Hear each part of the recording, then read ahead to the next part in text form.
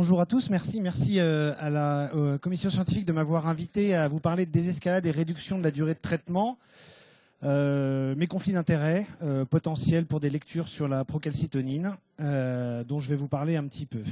Alors désescalade, il y a plusieurs définitions, j'en ai pris une. On peut la discuter. C'est pour ça que le titre, c'est un peu une redondance, un peu une redite, mais la désescalade, ça peut être défini par une modification de l'antibiothérapie initialement prescrite, donc l'antibiothérapie probabiliste, en termes de rétrécissement du spectre, de passage à la monothérapie et de raccourcissement de la durée du traitement. Et je vais revenir sur chacun de ces trois points au cours de mon topo.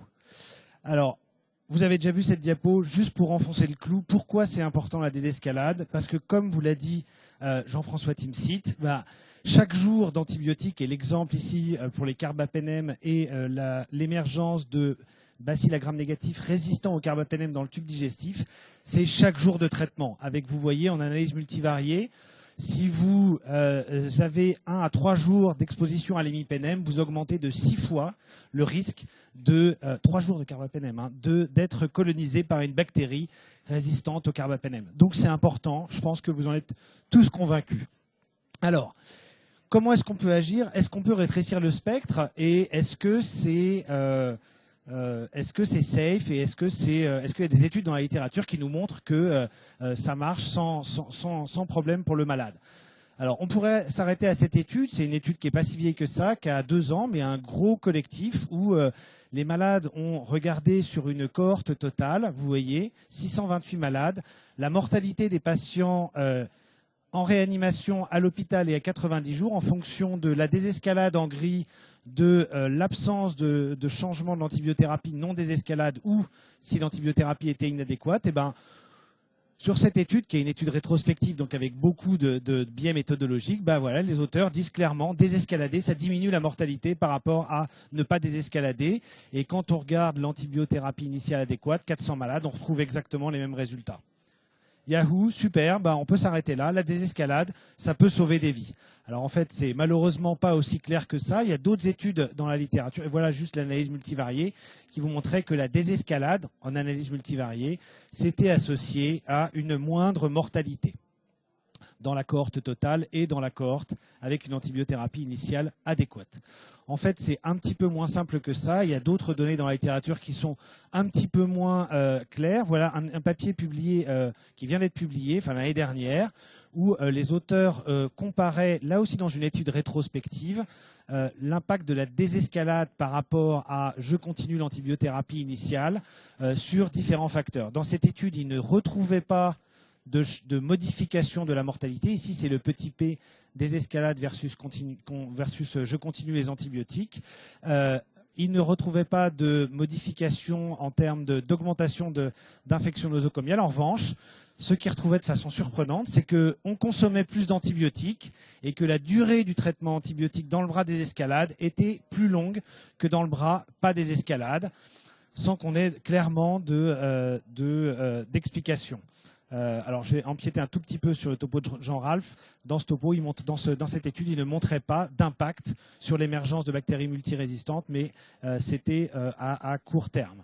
Un autre papier qui vient d'être publié de l'équipe de Jean-François Timsit, où là aussi, il regardait la désescalade qui était définie par je change ma bêta-lactamine je passe par exemple de piptase à claforan, etc., dans un collectif de malades qui avaient une pneumonie acquise sous ventilation mécanique, et ils retrouvaient que la désescalade n'était pas associée à plus d'infection, plus de récurrence de l'infection, plus de durée de ventilation mécanique, plus de durée de séjour et plus de mortalité. Donc on peut dire c'est safe. En revanche, là, ils retrouvaient que les malades qui avaient une désescalade avaient moins de jours avec ce qu'ils appelaient une bêta-lactamine de groupe 4, c'est-à-dire piptase, ticarclavantins, céphalosporine, céphépime et une C3G antipio. Donc 2 études qui montrent qu'a priori, il n'y a pas d'effet délétère de désescalader, et on a un essai randomisé dans la littérature, je pense que vous le connaissez, c'est l'essai de Marc Léon qui a été publié dans Intensive Care Medicine en 2014, où l'outcome principal, c'était la durée de séjour en réanimation. Dans cette étude, ils ont donc randomisé en ouvert des malades en désescalade versus non désescalade. Et ce qu'ils ont trouvé, c'est que la désescalade n'était pas non inférieure à continuer le traitement en termes de durée de séjour. En revanche, et ça rejoint le résultat du premier papier, vous voyez que le fait de désescalader était associé de façon statistiquement significative à une durée d'antibiothérapie plus longue que quand on ne désescaladait pas. Et vous voyez que, alors c'est dans cet essai, la durée du traitement n'était pas standardisée, mais vous voyez dans le groupe des escalades, les malades avec en moyenne 14 jours de traitement antibiotique versus 10 jours en pas de désescalade. En revanche, point positif, le nombre de jours sans antibiotiques antipio était supérieur, c'est-à-dire qu'ils consommaient moins d'antibiotiques antipio et il y avait moins de bithérapie puisque le nombre de jours où les malades étaient sous bithérapie n'était que de 2 jours dans le groupe des escalades versus 3 jours. Il y a quand même des biais méthodologiques à cette étude. Elle a le mérite d'exister. Hein, je ne dis pas qu'elle est pas bien. Elle a le mérite d'exister et c'est la seule à l'heure actuelle. Mais il y a quand même un déséquilibre entre les deux groupes. Hein. Les malades étaient différents entre les deux groupes randomisés. La bithérapie était plus longue dans le groupe je continue les antibiotiques. Et puis, il y avait quand même plus d'infections respiratoires dans le groupe des escalades. Et on sait que les infections respiratoires sont associées à une durée de séjour en réanimation plus longue. Et quand on regardait spécifiquement dans ce groupe, en fait, il n'y avait pas de différence. L'essai n'était pas désigné pour ça, mais il n'y avait pas de différence. Donc si on veut conclure sur la désescalade, si on prend l'intégralité des datas, clairement, le fait de rétrécir le spectre, ce n'est pas associé à une évolution défavorable. On peut le faire de façon safe. Ce n'est pas associé à une moindre émergence, et c'est un petit bémol, de la résistance à court terme, mais les études n'étaient pas désignées pour ça, et puis Jean-Ralph en parlera beaucoup mieux que moi. En revanche, et ça peut poser problème, en tout cas dans l'étude randomisée et dans une étude rétrospective, le fait de réduire le spectre antibiotique, c'était associé à une durée d'antibiothérapie prolongée. Et là, on n'a pas d'explication claire. Alors peut-être que le traitement initial n'était pas pris en compte. Vous savez, c'est je traite une pneumonie, je ne sais pas, 10 jours, je donne 3 jours de carbapénème, je passe à la pénigée, finalement je donne 10 jours de pénigée parce que je traite ma pneumonie 10 jours avec la pénigée. Peut-être, je ne sais pas. Et puis, ou alors l'autre, c'est les docteurs, hein, vous le savez, hein, on se dit si je donne un antibiotique à moins large spectre, peut-être quand même qu'il faut que je donne un tout petit peu plus longtemps parce que comme c'est du moins large spectre, ça marche peut-être un petit peu moins bien. Enfin, je ne sais pas comment les docteurs fonctionnent dans leur tête, mais je vois que ça comme explication pour dire que la désescalade, les gens donnent plus d'antibiotiques, en tout cas plus en durée. Et donc c'est pour ça que probablement c'est safe, mais que ça doit s'associer à une mesure, et j'en reviendrai, qui diminue la durée de l'antibiothérapie. Mono ou bithérapie. J'ai une diapositive. Vous connaissez cette étude, il y en a plein maintenant. C'est des données rétrospectives, mais cette étude de Carmen Peña est intéressante. C'est des bactériémies à Pseudomonas aeruginosa, c'est du rétrospectif. Et elle a regardé la mortalité, gros collectif, hein, en fonction de l'antibiothérapie qui était donnée à ces malades. Clairement, l'antibiothérapie initiale inadéquate, il y a une surmortalité. Ça, c'est sûr, c'est connu.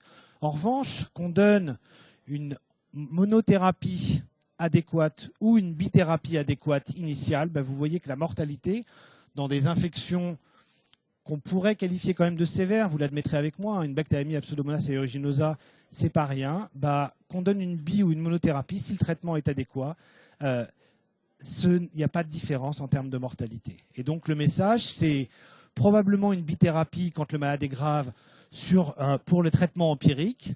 Ça augmente la probabilité de couvrir le germe. Et en fait, c'est à ça que ça sert la bithérapie. C'est par exemple quand vous avez une suspicion ou par exemple si le malade a une infection à BLSE et que vous ne l'avez pas détecté, si vous donnez une bithérapie, je parle pour les malades graves, hein, si vous donnez une bithérapie avec un aminoside, vous rattrapez un petit peu le spectre sur les BLSE si vous n'avez pas couvert votre BLSE avec la bêta-lactamine initiale.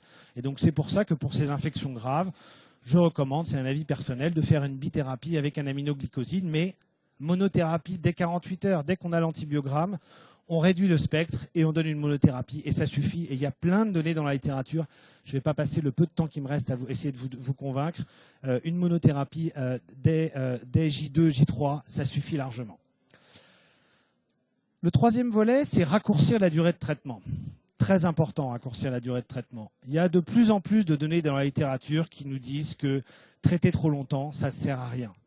Quand j'ai commencé mes études de médecine, j'étais externe dans le service du professeur Gibert. Les pneumonies à Pio, c'était 3 semaines de bithérapie. Hein. Maintenant, on sait que traiter les pneumonies acquises sous ventilation mécanique, et il y a les conférences de consensus nord-américaines récentes confirment ça, on sait que 8 jours, c'est aussi bien que 15 jours. C'est vrai pour les pneumonies acquises sous ventilation mécanique. C'est vrai aussi pour les infections intra-abdominales communautaires. Vous connaissez ce papier du New England où les auteurs ont randomisé les patients en 4 jours de traitement versus 8 jours. 4 jours, ça fait aussi bien que 8 jours en termes de mortalité. Pourquoi traiter 8 jours quand on peut traiter 4 jours?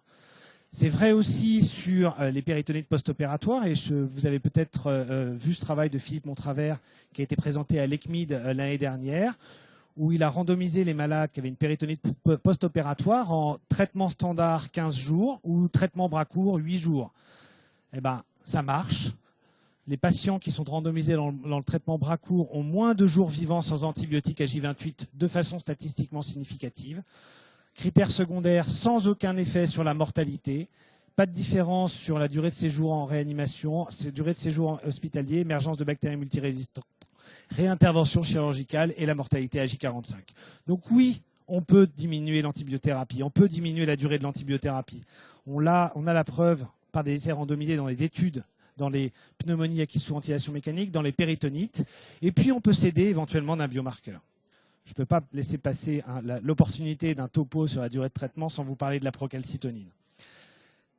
Je ne sais pas comment fonctionnent les docteurs et je ne sais pas si vous utilisez la procalcitonine, mais enfin, la protéine C activée, ça n'a rien à voir. Protéine C activée, un essai randomisé, paf, on en prescrit des tonnes. La procalcitonine, pour arrêter les antibiotiques en réanimation, il y a 8 essais randomisés. 8 qui montrent la procalcitonine, c'est le bras bleu, pas de procalcitonine et c'est le docteur qui décide la durée du traitement, c'est le bras rouge. Vous voyez que quand on utilise un algorithme basé sur la procalcitonine, on réduit la durée du traitement antibiotique sans effet sur la morbimortalité. Je ne sais pas ce qu'il nous faut de plus. Je ne sais pas ce qu'il nous faut de plus que 8 essais randomisés. Dites-le moi si vous avez la réponse. Clairement, maintenant, dont l'essai de Lila Boenma, il y a 8 études randomisées en réanimation qui montrent que quand on utilise un algorithme basé sur la procalcitonine, 7, on va dire 7 si on exclut la dernière étude, et 7 études qui montrent qu'on peut, de façon safe, réduire la durée de l'antibiothérapie chez nos malades de réanimation, infection communautaire ou infection nosocomiale, en se basant sur un algorithme basé sur la procalcitonine, quand on prend un cut à 0,5 dans ces études. Il y a une espèce de méta-analyse qui est sortie il y a 3 ans dans un petit journal où les auteurs ont regardé surtout les infections respiratoires. À l'époque, il n'y avait que 5 études randomisées en réanimation. Si on se base juste sur les infections respiratoires, parce que c'est là-dessus que ça marche le mieux probablement, vous voyez que clairement, en se basant sur un algorithme basé sur la procalcitonine, la mortalité est la même que quand c'est le docteur qui décide la durée du traitement. Il y a le même taux d'échec. En revanche, l'exposition antibiotique, elle est plus faible. On peut réduire la durée de l'antibiothérapie sans effet sur la morbimortalité. Donc en conclusion, la désescalade, 3 mesures simples. Sur le rétrécissement du spectre, les données sont un petit peu controversées, mais ça ne doit pas faire abandonner cette mesure. La seule étude randomisée disponible est critiquable. Et clairement, de toute façon, ça montre que ça ne diminue pas ça ne diminue pas la survie des malades. La bithérapie initiale, oui, pour un traitement probabiliste pour élargir le spectre. En revanche, monothérapie des J2, J3, quel que soit le type d'infection, BLSE, pas BLSE, PIO, pas PIO, peu importe. Il y a des données dans la littérature qui montrent que c'est efficace.